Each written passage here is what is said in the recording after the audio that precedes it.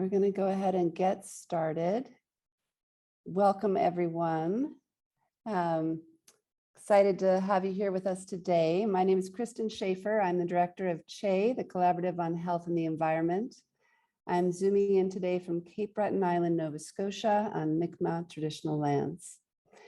I'm going to kick us off with a few bits of housekeeping before we dive into today's conversation.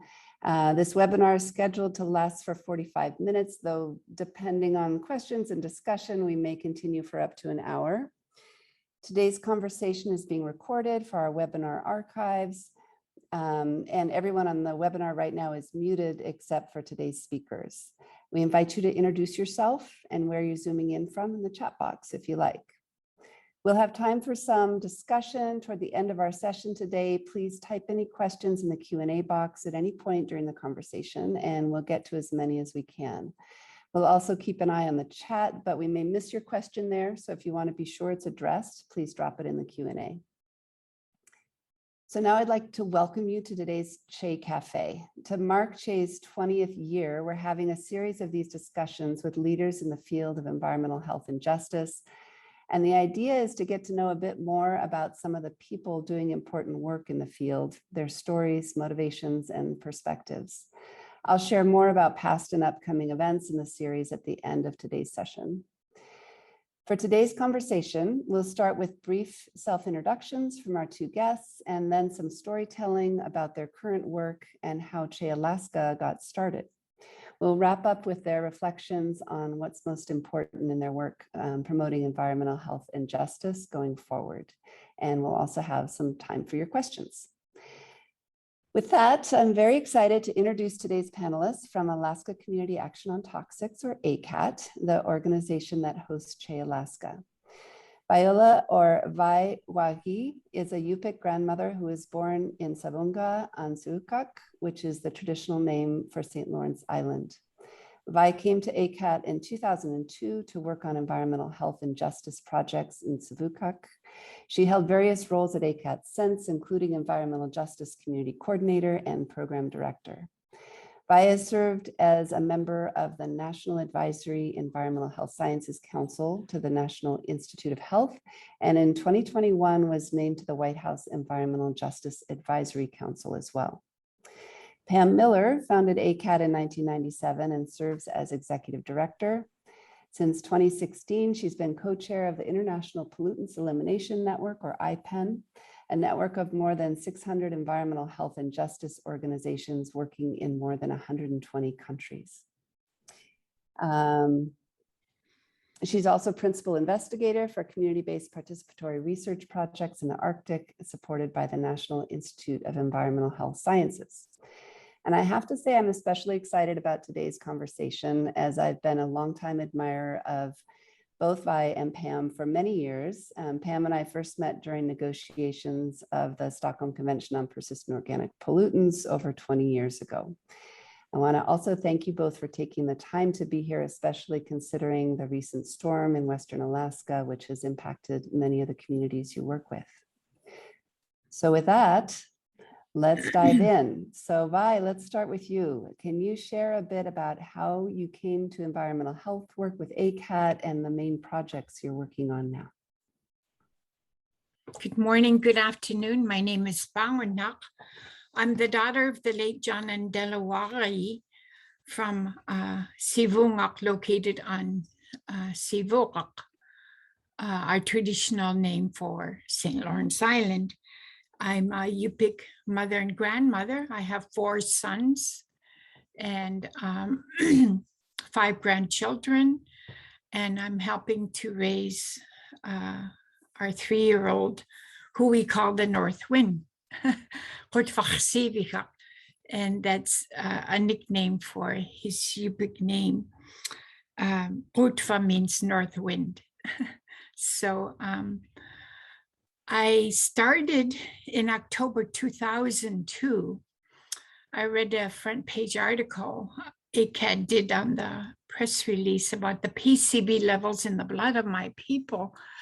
And I had started taking computer classes, I was a stay-at-home mom for 6 years, thinking I'll get my degree in accounting. Most of my job experience had been in accounting.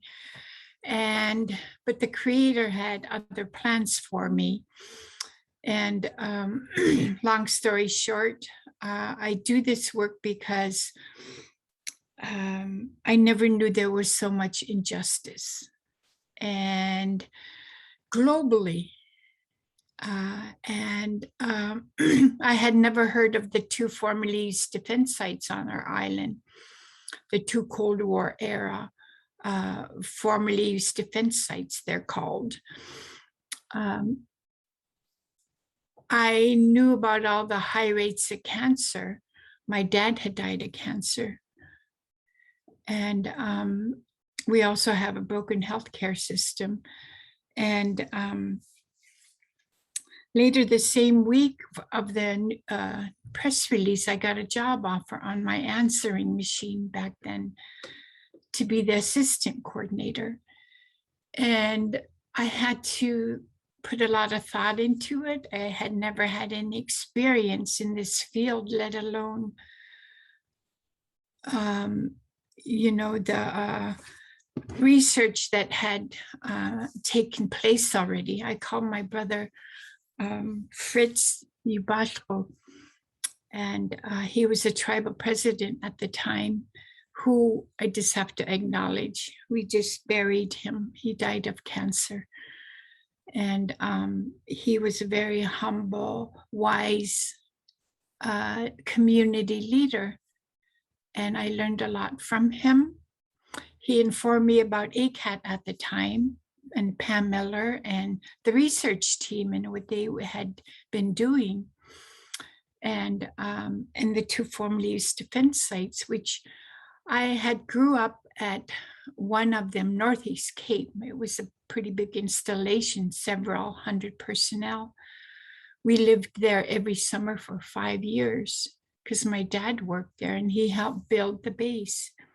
And now our families are displaced. And I do this to hold polluters accountable, to bring awareness of the injustice and the need to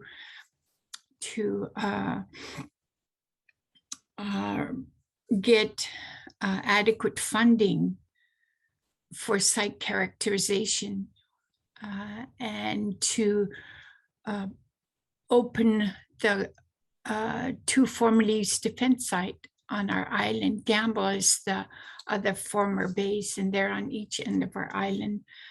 There's never been enough funding for remediation. And that's basically how I started. And it's been a long journey. However, it's so personal. And I can't see myself doing anything else as much as I've come to learn. Thank you for this opportunity. Thank you, Kristen, J Cafe, and of course, ACAT and Pam Miller for this opportunity to work with our communities on Sivuqaq. We partner with both of our tribes, and we'll talk a little bit further about how and when this began. Great. Thank you so much, Vi, for sharing your story and for being here today. Pam, let's shift to you. Can you tell us a little about your path in this work and what are some key things you're focusing on right now? Sure. And first of all, my gratitude to you, Kristen, and to the Collaborative on Health and the Environment. And happy 20th anniversary. This is great. And I'm calling in from the traditional lands of the Dena'ina people today. And just a little bit about my background. I hail from a small town in Dover, Ohio, a rural but also industrial and agricultural place. And it turns out that Dover, Ohio is the site of a very large chemical manufacturing company called Dover Chemical. And they produce especially a class of chemicals called short chain chlorinated paraffins. And I was really inspired to come to this work because my mom was a nurse, and she was a feisty nurse, and she took on not only the healthcare system, but she also began witnessing problems in our community, cancer cluster related, that she felt was related to the releases from the chemical corporation. They're called Dover Chemical. And I was very interested in science from a very early age and was inspired both by my mom and my uncle to go into marine science. And at some point, I realized that I didn't want to spend my life in a lab and that science was not enough, and that I really wanted to couple science and activism, and community-based research really just makes the most sense to me in terms of what I want to do with my life. And really, it's so necessary not only to do the science, but to get action to address the urgent concerns that we do have about environmental health and justice. I worked for a time doing marine research and marine education in the Florida Keys, came to work for the Washington Department of Ecology as an ocean issues technical coordinator to help create the Olympic Coast National Marine Sanctuary to protect that coastline from offshore oil and gas development.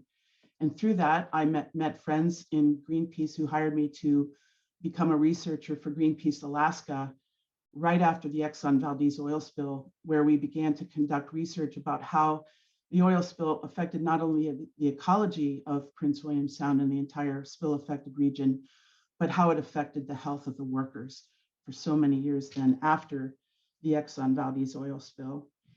And when Greenpeace decided to change focus, I founded ACAT in 1997 to really address the environmental health and justice concerns that so many communities around Alaska were facing with military contamination. And that's how I met Annie Aloha, and I know Vi will speak about her, and she continues to inspire our work today, but also communities affected by mining.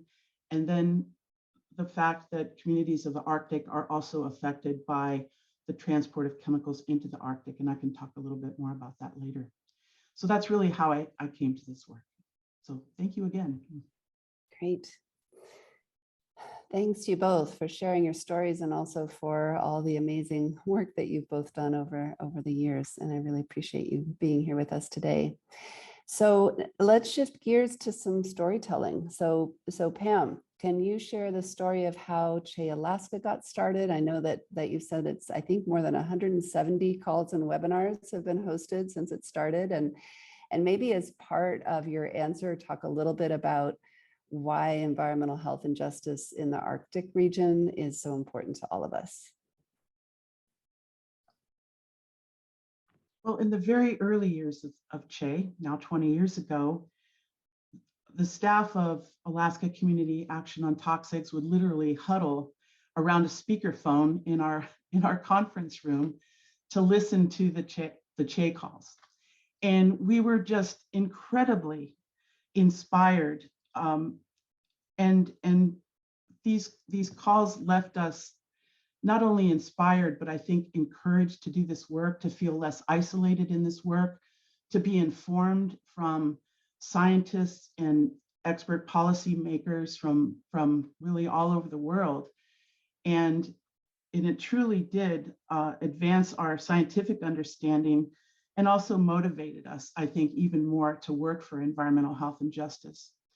So these teleconferences really provided a remedy to alleviate the isolation we felt living in Alaska and working in Alaska, and helped us feel a part of a large international community that was really working together not only for scientific understanding and to advance environmental health and justice.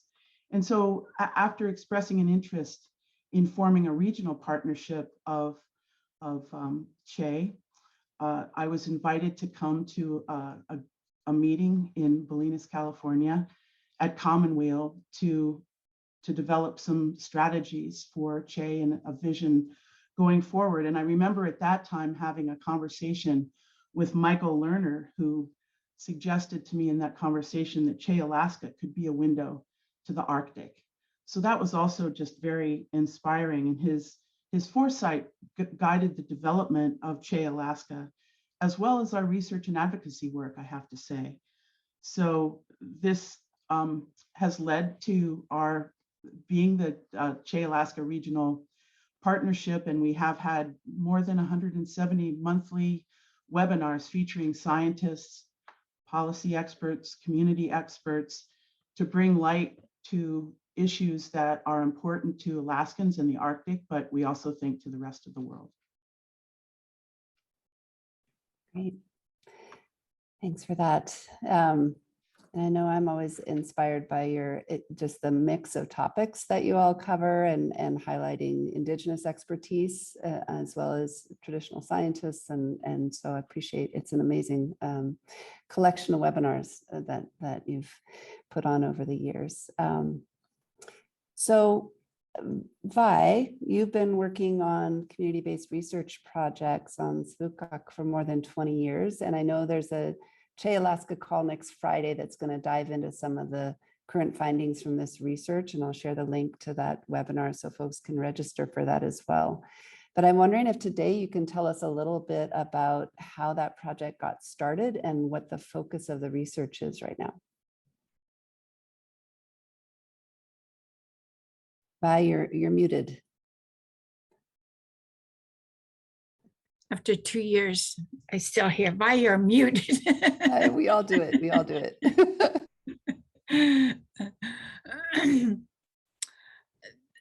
Thank you, Pam and Kristen. And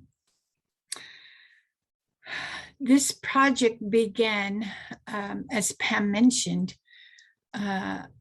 briefly of Annie Aloha. Annie was a very wise, respected elder in my community, and she had lived at Northeast Cape. The military came and established 2 formerly used defense sites on our island during the Cold War because of our proximity to Russia. We were a very important strategic location for the military. We were the eyes and ears of the North during the Cold War. They came in the late 1940s, established a base at Gamble. We're closer to Siberia than mainland Alaska. We're located in the northern Bering Sea. And on the other end at Northeast Cape, they established the second formerly used defense site, not much after they built the base at Gamble. And today, the community of Gamble, the school, the playground, municipal buildings are on top of the waste site. And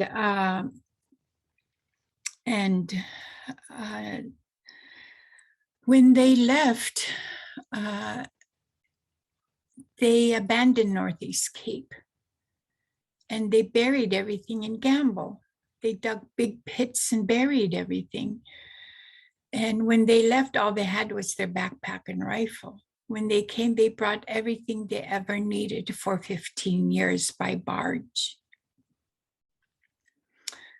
And as I mentioned, the school, the playground, the homes are on top of the waste site in Gamble. And they abandoned Northeast Cape.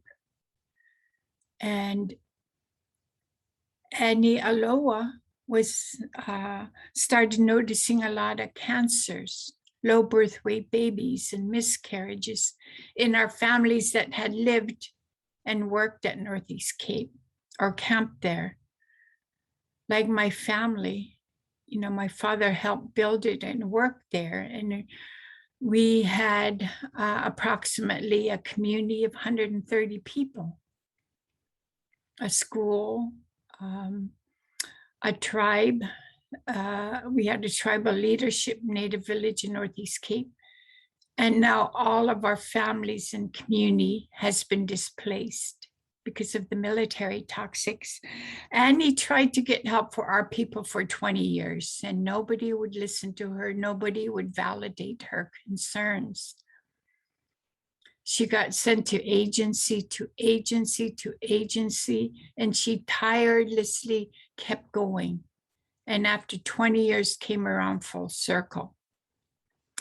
Pam and Annie met each other here in Anchorage at a women's conference. It was the first time anybody had listened to her concerns. And as Pam mentioned, she recognized the need to help people, communities, leaders, parents,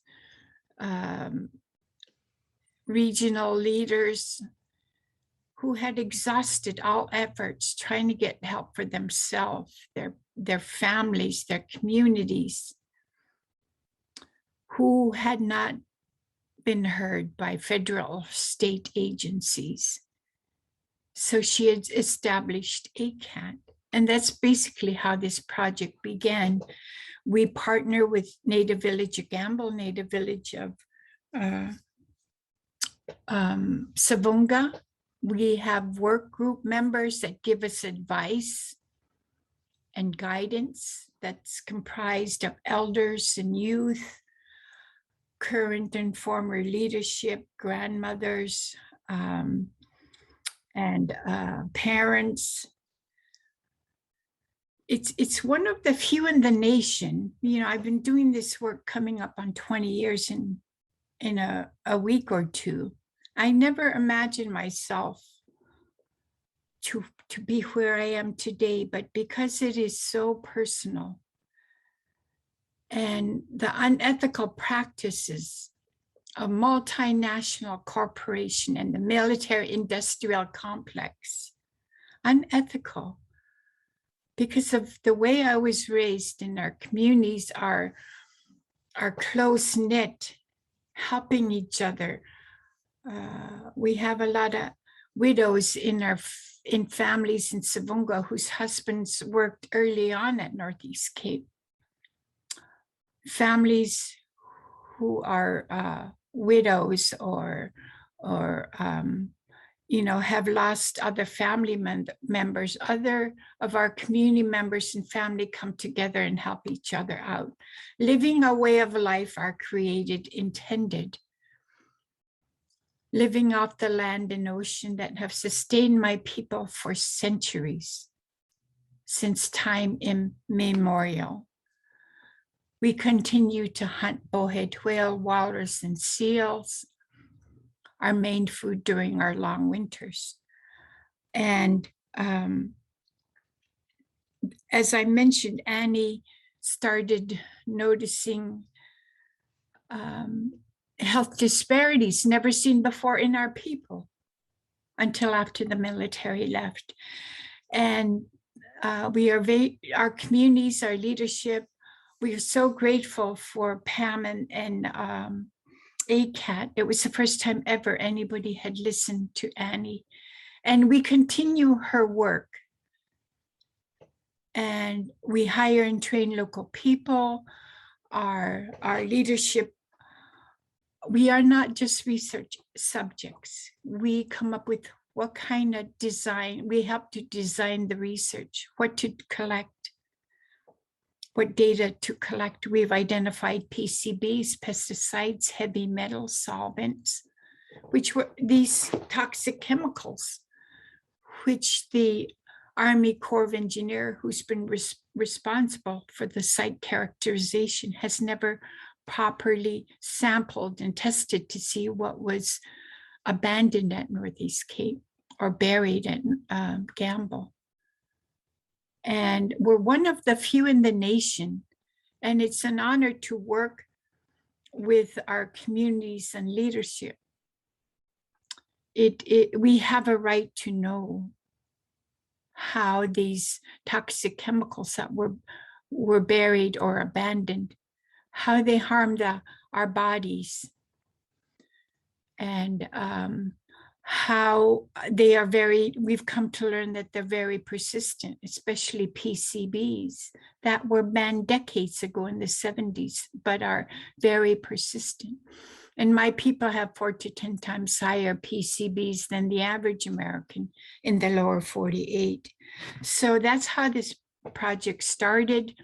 We're continuing Annie's work. We've looked at military toxics, but we now have come to learn that the Arctic has become a hemispheric sink for persistent organic pollutants. We're being contaminated without our consent. environmental violence, affecting our ability to conceive, ability to carry our children. I'm a cancer survivor, and my immediate family, my parents and siblings, half of us have gotten cancer. My dad died of cancer. My mother had cancer, heart disease, strokes, stillborn child. I've had 3 miscarriages. These are also personal. However, we are committed and very passionate to hold not only the military, but multinational corporations that produce over 130,000 chemicals. And only a handful are ever tested for their safety before we bring them into our homes. We're being contaminated in our homes, workplaces, and communities like mine through our nakapik, our traditional foods that are so loaded with persistent organic pollutants at levels we should not be eating them for excess cancer risk. So the big concern now, as we've come to learn about the military toxics and that these persistent organic pollutants that arrive in the Arctic through air and ocean currents, a farm worker may apply a pesticide in his crop in South America, and through global distillation, it arrives here in 5 to 7 days. And our traditional food is killing my people. However, we provide this information and data so our people can make their own informed decisions. Western culture is finally starting to acknowledge our indigenous people's knowledge.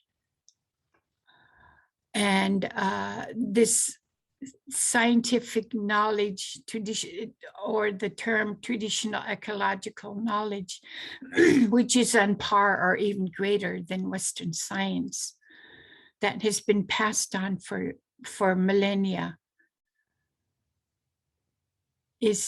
has not only helped our community-based participatory research project, we are very much involved in the CBPR, because these environmental and chemical laws are broken, outdated. They're not protective of communities like mine. We bring Arctic Indigenous people delegation to the Stockholm Convention, an international treaty which the US is not even a party to, and one of the largest polluters, or have very lax or outdated chemical laws. It was alarming to learn that the US exports banned pesticides. But at the Stockholm Convention, we're instrumental in helping to ban toxic chemicals globally. A lot of times we bring our own data.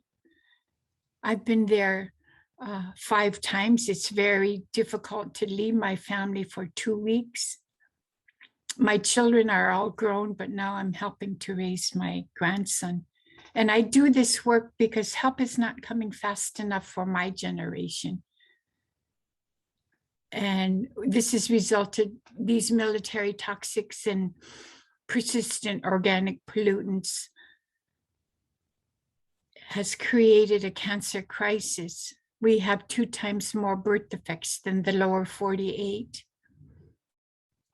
And even if you take in, our Alaska Native infants have 2 times more birth defects than non-natives in Alaska. And we apply for funding from the National Institute of Environmental Health Sciences, who has funded our community-based project since 2000. As I mentioned, we're one of the few in the nation that work directly with communities. We partner with academic partners who have created an innovative environmental sampling methods to show how these toxic chemicals, not only persist and identify them and how they harm our health and well-being. And we applied for funding for our current project called Protecting Future Generations, due to concerns we heard from our parents and grandparents and leadership about our children's ability to learn. I never knew that these toxic exposures can disrupt our endocrine system, that they can mimic hormones. And I've challenged myself to learn as much as I can, and to learn that my grandson and our children are born pre-polluted, that my grandson has a higher body burden of flame retardants than adults, because they're on the floor and put everything in their mouth. We heard concerns of our children's ability to learn. So we sought funding. How can we pass on our languages? How can we pass on our creation stories, our cultures and traditions, and our songs and dances if our children can't learn? So we are looking at PCBs, because they continue to persist in the Arctic, and we have been able to discern local sources from distant sources. We do congenitor-specific analysis. So we're looking at PCBs and newer classic chemicals to learn and answer the question our families, our parents and grandchildren and our leadership wanted to learn about these toxic chemicals, these flame retardants. So we will be heading up soon to collect a small amount of blood and fingernail clippings for our current project. Our goal is to collect samples from 302 to 12-year-olds to find out how we may be exposing our children unknowingly, but also find ways to strengthen broken, outdated chemical laws and to hold polluters accountable, manufacturers accountable. You know, I never knew about regrettable substitutions. These are terms I had to learn and to learn because, like I said, I never knew there was so much injustice and how multinational corporations are driven by greed and profit and do not take our human health into account. And it's so important that we do this work for our children. And, you know, we are now facing another war. And we have legacy military toxics on our shores that have never been properly characterized. The remediation has been cosmetic. These sites were prematurely closed. Our leadership were not signatories to the record of decision. There's the State of Alaska Department of Environmental Conservation has signed off with the military, let the polluter off the hook. And to learn that the military has done this globally and that they're one of the largest polluters on the planet. And that's why I do this work, to be a voice for my grandson, for my children. You know, I've had 3 miscarriages. I'm a cancer survivor. We just buried my brother. That's why I do this work, to be a voice. I'm the only Arctic and Alaska representative on the White House Environmental Justice Advisory Council. And my council members call out grandma, because we have to talk about environmental racism you know, we have to call it what it is. And my colleagues started calling me call out grandma. And, you know, I do this work because it's so personal, but in Annie's words, you know, if you are not an enemy to us, help us for our sake. You know, she and had called Pammy to do an interview when she found out that she was dying from her cancer. And the video that we have is very short, but it's very powerful. I will fight until I melt. And I do this work to carry on Annie's work. We feel her presence.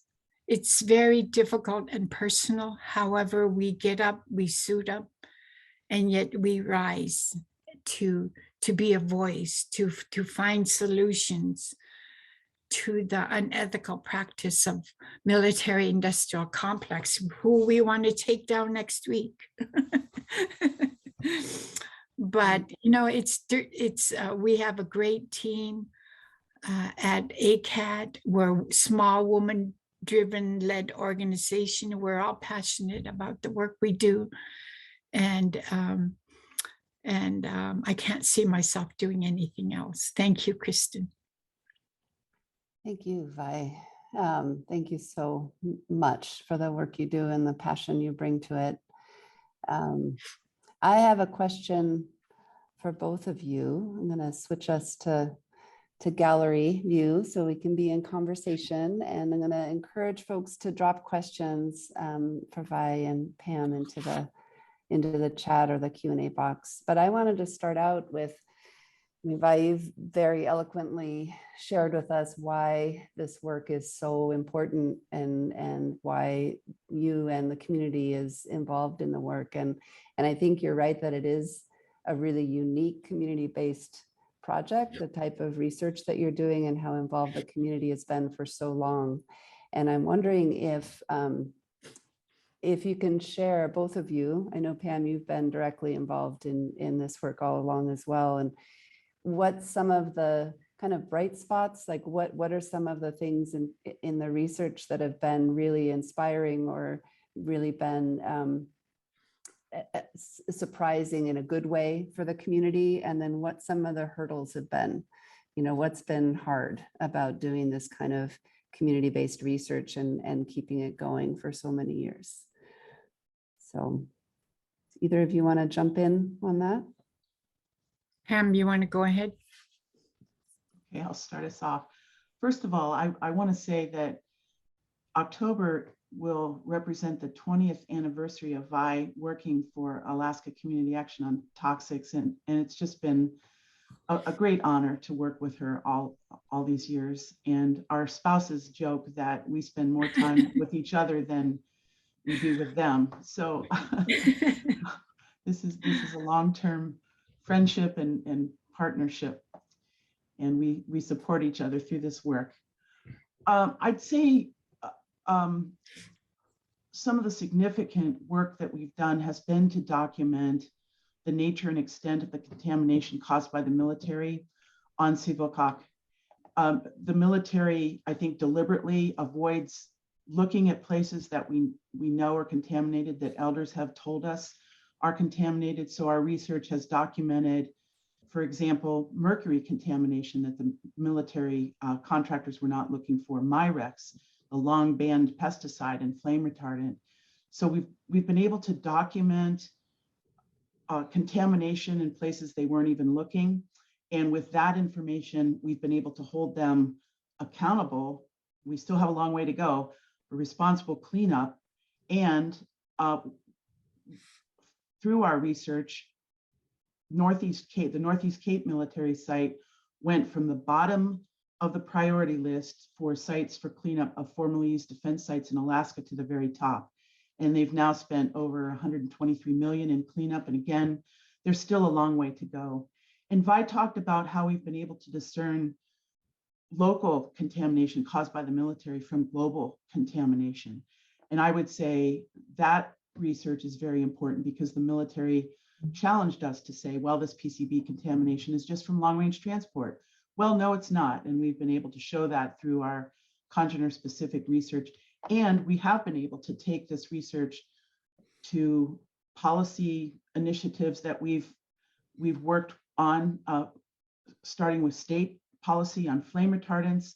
We've worked on national policy, and we've brought this research, this community-based research, to bear on policy decisions at the national level and to the Stockholm Convention to get global bans on chemicals that affect the Arctic. And one of the reasons that we began working on what was then to become the Stockholm Convention, and Kristen, you mentioned our working together in the early days of the negotiation of the Stockholm Convention, we realized early on that we couldn't afford just to work locally, because the Arctic is a hemispheric sink for these global contaminants. And it was necessary for us to work, yes, at the local level, but also at the state, national, and international levels, because these chemical pollutants know no boundaries. They're not respecting political boundaries.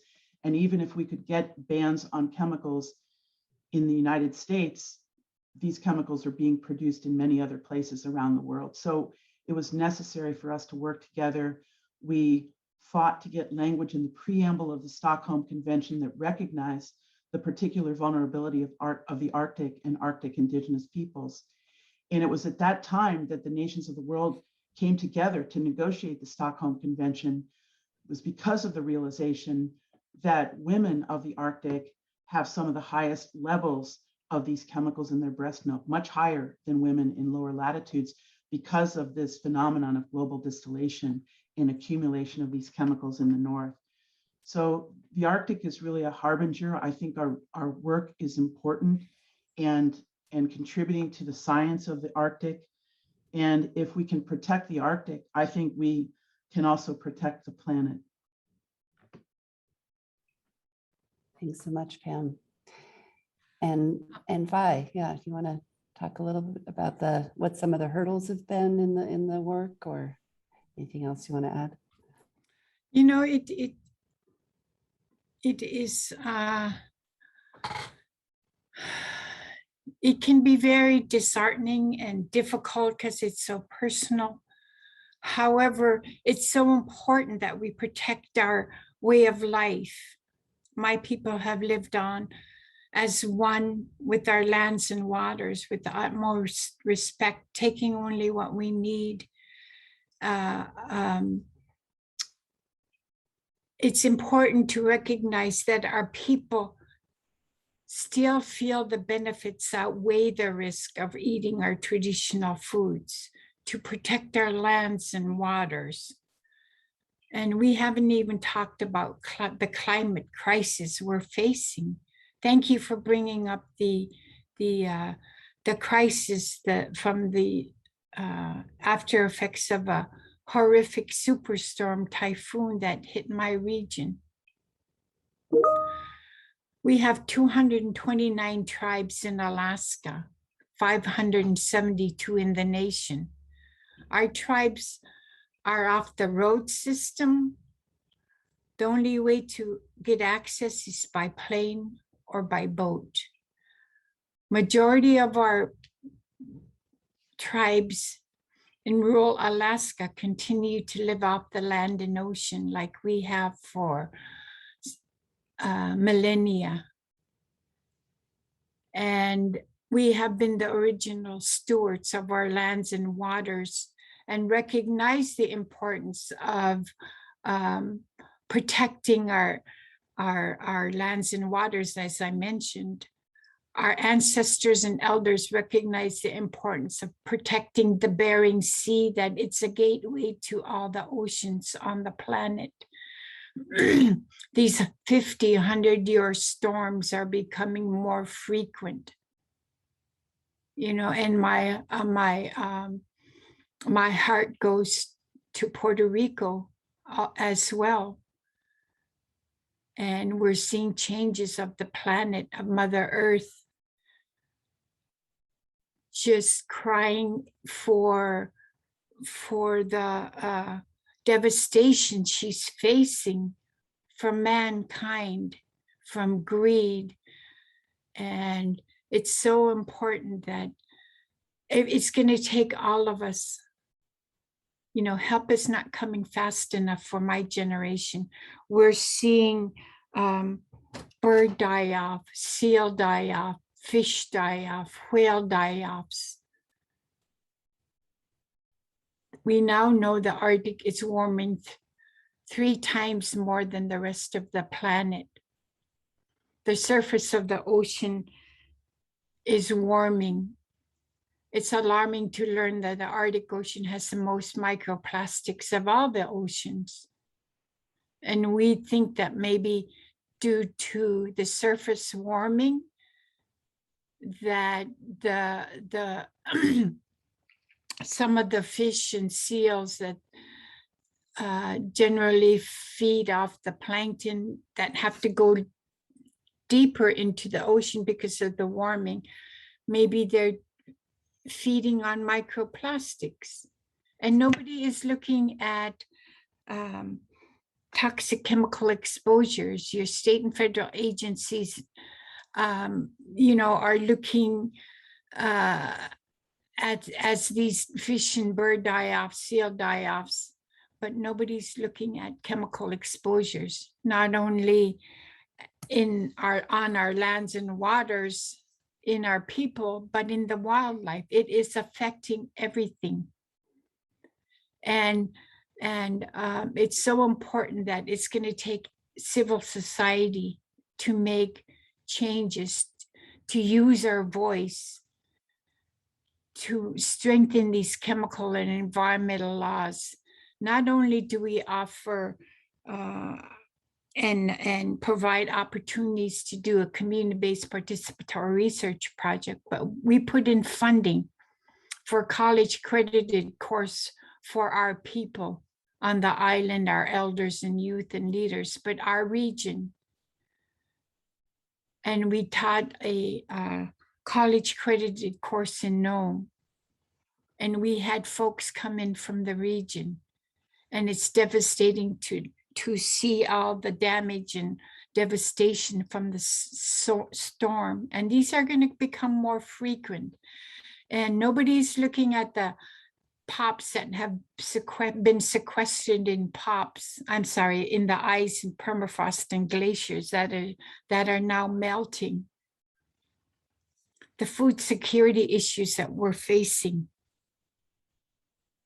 You know, ice-dependent marine mammals, the bowhead whale, walrus, and seals that are our main foods during the long winters, that are ice-dependent. If there's no ice, we can't go hunting. We have to go out further where it's more dangerous. We're seeing more and more storms.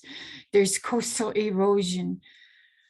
A lot of people lost their cabins where they set their nets to put fish away for the winter, where they gather food, go hunt for land animals. Our livelihoods are being destroyed by burdens we didn't create, not only by toxic chemicals we can't see or taste like PCBs, and yet our decision makers, you know, make decisions for us miles and miles away, and we're never at the table. Our tribal sovereignty, our you know, our human right, basic human right to health, basic human right to food and subsistence. This is why I do this work, and it's to hold polluters accountable. And like I said, it's difficult, however, to offer college credited course, you know, to the folks that came. We send home air monitoring kits. We sent home water to little samplers so that they can test their water for PFAS, because it is about being informed so we can make our own decisions. so that we can use our voices. We have Indigenous women and girls gatherings to offer education on environmental health and justice, but also to empower women and girls to contact their legislators, how to testify, how to get your leadership involved. It's so important that we continue this work. You know, I've been called an alarmist, and I've been called because of using my voice, you know, the state of Alaska had a big controversy about the PCB levels in the blood of our people, that they were not any higher than that the rest of the people in the state. About when we released our traditional food study. Our leaders are so afraid we're going to quit breastfeeding, that we're going to quit eating our traditional foods. However, to witness the injustice, to witness multinational corporations in Geneva, Switzerland, who are ruthless, who are trained to be a voice for the government. Their government may have their own chemical corporations of why they should continue to use a toxic chemical in their country.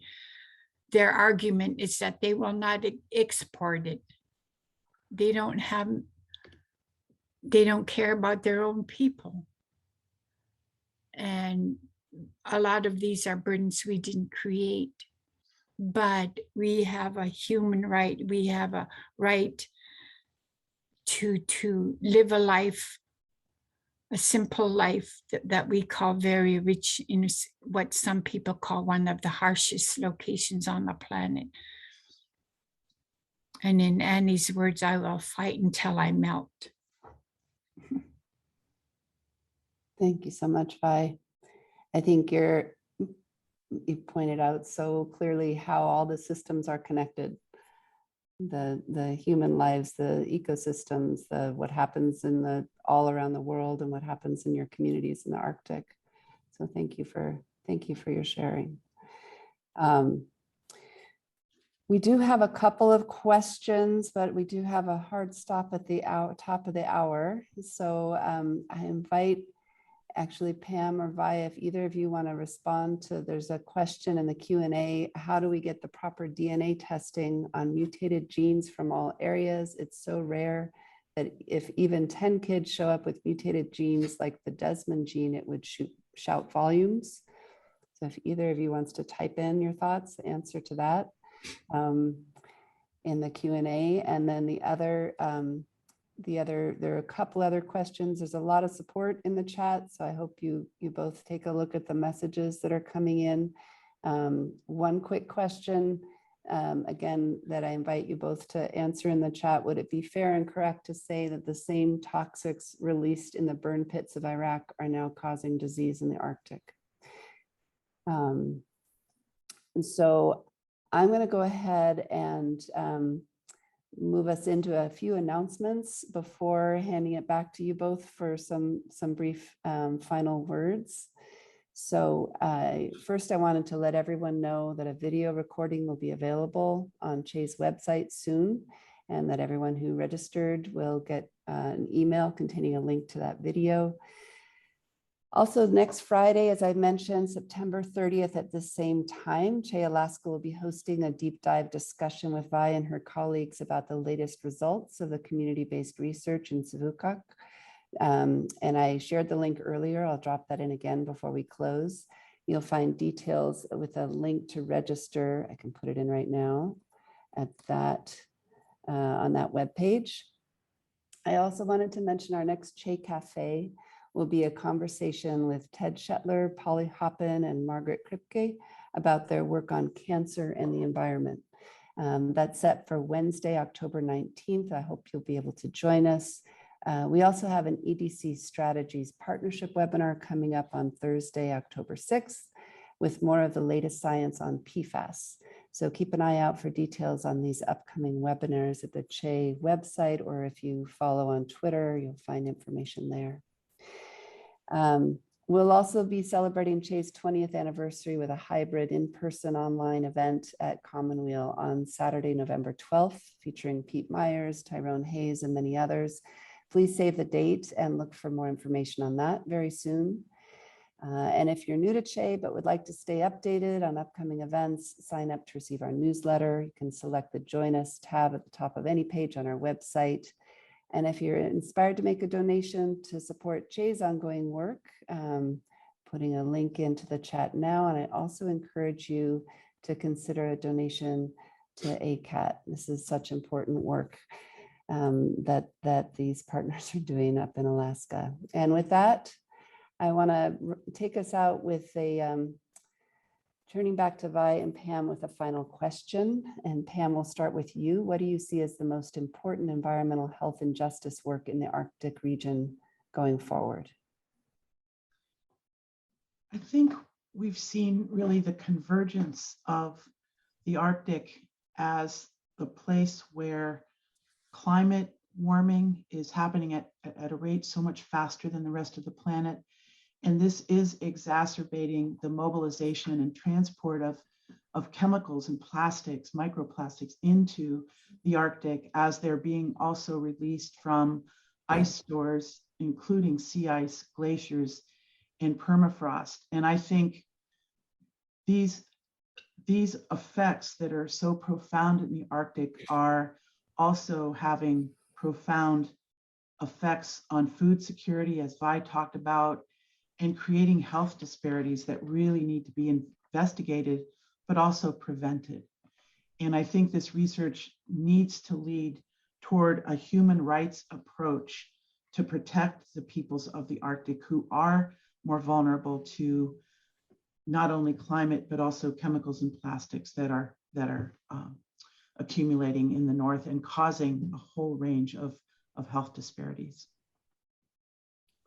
I guess one of the more hopeful things that I'd like to end my part of this on is that I think we see growing awareness that the Arctic is a place of vulnerability and increasing interest in concerted action toward protecting the Arctic. So that to me is very encouraging. And thank you again so much. Really glad to be a part of this conversation. Thank you, Pam. And Vi, you can take us out. We only have a few minutes left, but I'd love to end with some thoughts from you on what gives you hope and what's some of the most important work going forward. What gives me hope is that there's more good people on the planet than the few that are creating these devastating health harms and environmental degradation and environmental violence and you know, the grief that we feel as the first people of these lands and waters to witness the devastating effects of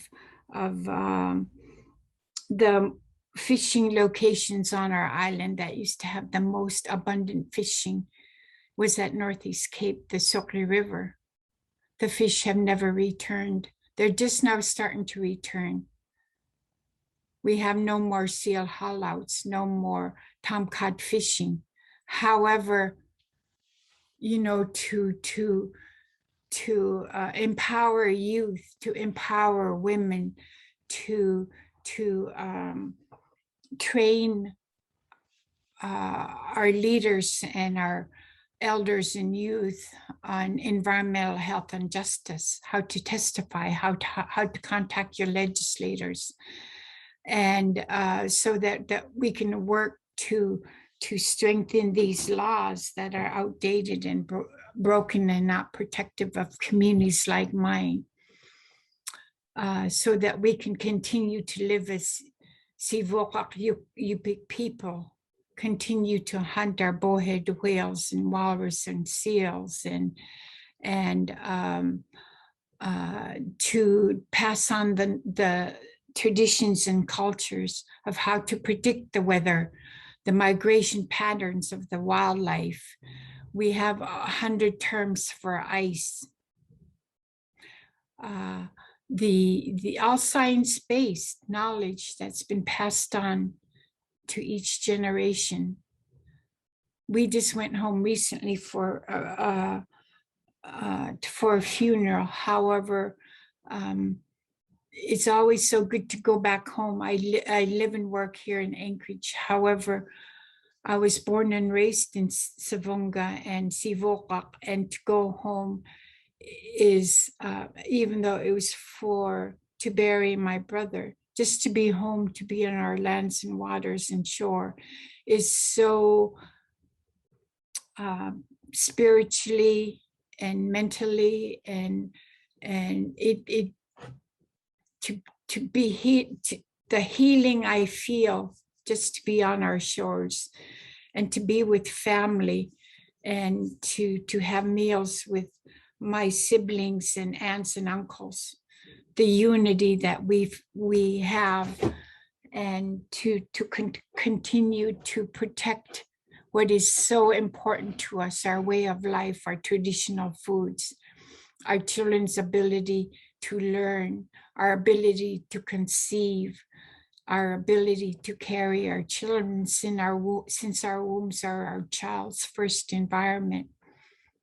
I still have hope that we can continue to live as Sivuqaq people, but to work toward justice. And we have been very fierce warriors since time immemorial. And I now believe I am where I'm supposed to be.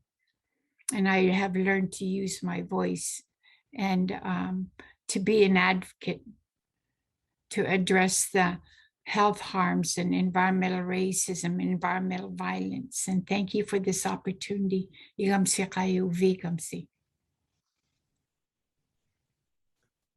Thank you, Vi, and thank you so much to you both for your lifetime of work promoting environmental health and justice, and for taking the time to be part of our conversation today. And thanks also to everyone for the great questions and comments and discussions, and for joining us for today's Che Cafe. Thank you. Thank you so much. Thank you.